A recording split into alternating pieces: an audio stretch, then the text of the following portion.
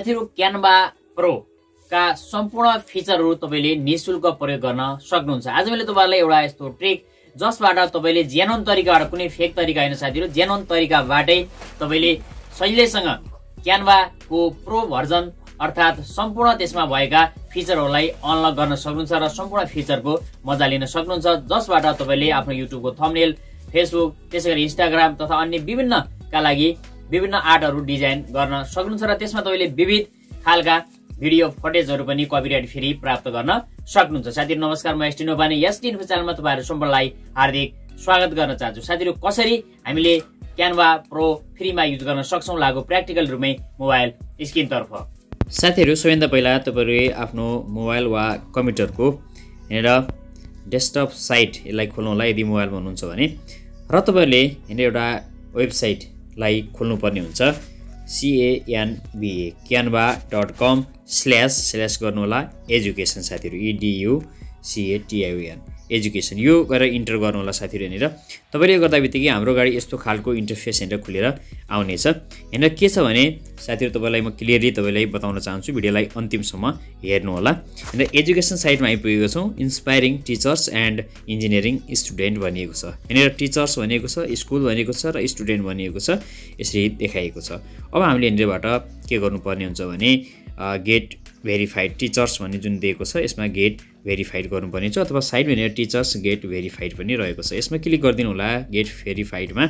यसमा जाँदा बित्तिकै तपाईले पुनः यस्तो खालको इन्टरफेस हेरेर देख्नुहुनेछ साथीहरु। यस्तो खालको हेरेर आउनेछ।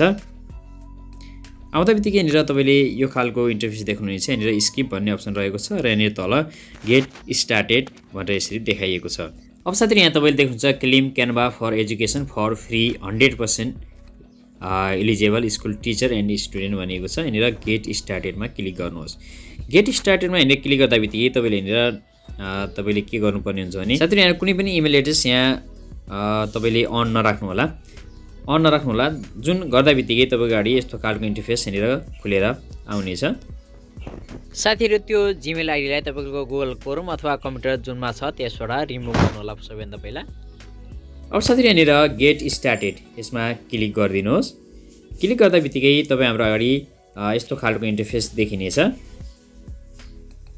यस्तो खालको इन्टरफेस यहाँनिर देखिनेछ जसमा शिक्षाका लागि क्यानभा फर एजुकेसन भनिएको छ।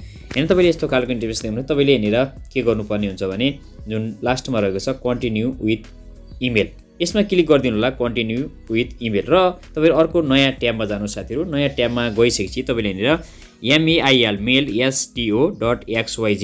यहाँनिर लेखेर इन्टर गर्नु होला एउटा वेबसाइटमा। यो गर्दा बित्तिकै तपाईको गाडी यस्तो खालको इमेल एड्रेस देखाउने छ। यहाँनिर .edu.pl भन्ने देखाएको छ। यसलाई कपी भन्नेमा क्लिक गरिदिनु होला। यहाँनिर कपी भएको छ।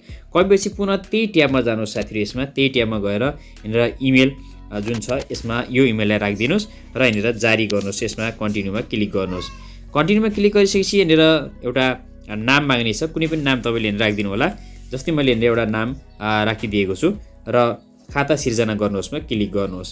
खाता सिर्जना गर्नुहोस्मा क्लिक गर्दा बित्तिकै एउटा कोड माग्ने छ। कोडका लागि पुनः हामीले त्यही जुन मेल गरेका छौं त्यो ट्याबलाई क्लोज नगर्नु होला, यसमा जानु होला। यहाँनिर रिफ्रेस भइरहेको छ। रिफ्रेस हुँदा बित्तिकै यहाँनिर तल एउटा कोड देखाइएको छ। हेर्नु होला यो कोड यहाँनिर आएको छ एउटा, यसलाई कपी गरिदिनुस् कोडलाई, अथवा तपाईले यसलाई टाइप पनि म्यानुअली टाइप पनि गर्न सक्नुहुन्छ। पुनः त्यही ट्याबमा जानुहोस् यसरी क्यानभाको र यहाँनिर त्यसलाई पेस्ट गर्नुहोस् अथवा टाइप गर्नुहोस्। गर्दा बित्तिकै यहाँनिर कोड जुन छ भेरिफाइड भइरहेको छ। साथीहरु तपाईले यदि क्यानभा यहाँनिर एप्लिकेसन युज गर्नुभएको छ भने सबैभन्दा पहिला मोबाइलमा रहेको क्यानभा एप्लिकेसनलाई अनइन्स्टल गरिदिनु होला साथीहरु। यसले समस्या ल्याउन सक्छ तपाईहरुलाई।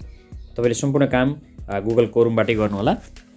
यदि तपाईले ओटिपी पाउनु भएन भने त्यो अवस्थामा यहाँनिर पुनः तपाईले 1 मिनेट वेट गर्नुपर्ने हुन्छ। वेट गरिसकेपछि यहाँनिर पुनः कोड पठाउनुहोस्। यसमा क्लिक गर्नु होला। क्लिक गरिसकेपछि यहाँनिर तपाई पुनः सोही जुन ट्याब खोल्नु भएको छ त्यसमा जानुहोस्। यसमा गएपछि हेर्नुस् यहाँनिर तल कोड आएको होला। यहाँनिर रिफ्रेस गरिदिनुस्।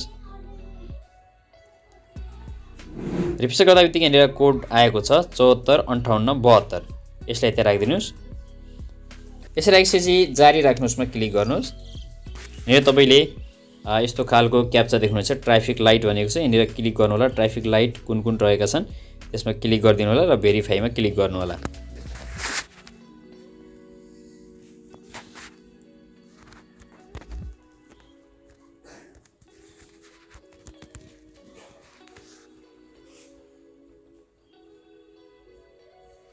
अब साथीहरु तपाईले यसरी सहिलेसँग तपाईको एकाउन्टलाई लगइन गर्नुभएको छ। अब साथीहरु यहाँ क्यानभा प्रोमा जति पनि तपाईले सिस्टमहरु तपाईले प्राप्त गर्नुहुन्छ नि मैले इमेल देखाउने छु। यही इमेलमा तपाईले हेर्नु होला, यही इमेलमा सहिलेसँग तपाईले क्यानभाको प्रो भर्जनलाई युज गर्न सक्नुहुने भएको छ साथीहरु यसरी। अब साथीहरु यहाँ टेम्प्लेटमा जाउँ। यहाँनिर टेम्प्लेटमा गइसकेपछि म तपाईलाई देखाउने छु। अब साथीहरु यहाँनिर सम्पूर्ण टेम्प्लेटहरु अन भएका छन्, कुनै पनि यहाँनिर प्रो देखाइएको छैन। यहाँनिर जति पनि स्टार लागेका छन् तपाईले सम्पूर्णलाई युज गर्न सक्नुहुन्छ। साथीहरु तपाईले यही इमेल एड्रेस र पासवर्ड युज गरेर अब क्यानभाको जुन एप्लिकेसन रहेको छ एप्लिकेसनलाई इन्स्टल गर्नुस् र त्यसमा पनि प्रयोग गर्न सक्नुहुन्छ। अब साथीहरु तपाईहरु प्ले स्टोरमा जानुस्। प्ले स्टोरमा गइसकेपछि तपाईले यहाँनिरबाट क्यानभालाई यहाँनिर सर्च गर्नु होला। सर्च गरेर यसलाई इन्स्टल गरिहाल्नुस् सबैभन्दा पहिला। अब इन्स्टल भइसकेपछि यसलाई ओपन गर्नुस् साथीहरु। ओपन गर्दाबित्तिकै तपाई हाम्रो अगाडि यस्तो खालको इन्टरफेस हैन खुलेर आउनेछ क्यानभाको। अब साथीहरु तपाईले जुन अघि भर्खरै इमेल र तपाईले पासवर्ड सेट गर्नुभएको छ त्यसैको मार्फतबाट तपाईले यसलाई लगइन गर्नुपर्ने हुन्छ। अब यहाँनिर तपाईले के गर्नुस् भने कन्टिन्यू विथ गुगल अथवा कन्टिन्यू विथ फेसबुक अथवा continue with another way, another वेमा क्लिक गरिदिनु होला।